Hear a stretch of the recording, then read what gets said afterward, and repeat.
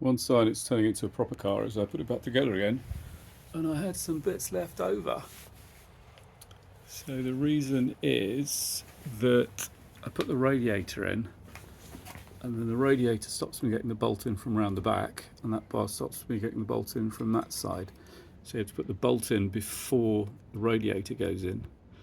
Really, I'd like to weld these nuts on, or weld bolts sticking out, but I'm trying to keep flexibility because it's going to go on another chassis, and it's also awkward before painting. You can put riv nuts in after.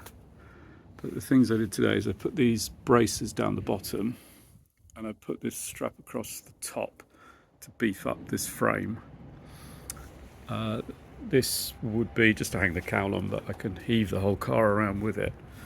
This is the strap that I used for doing the first frame round there that I then upgraded to tube, which is why those two holes line up with those two holes. It's just a handy offcut I had around, and it blends in quite nicely to the shape. So all that's really going to do is hold the cowl at the top. It also stops these moving in and out as the wings go up and down. The whole thing flexes to give the radiator an easy time. I was careful with the spacing, so I put a piece of wood in to wedge it out to get it just right so it can get the radiator in, but it's not slack. The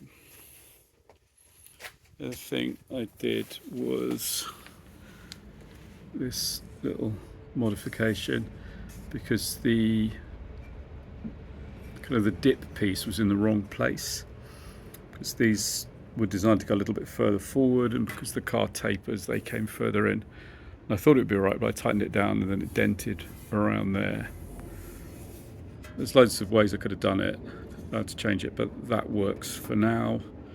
Certainly not the worst feature of the car or what's holding things up, but I really think I'm ready to look at the bonnet.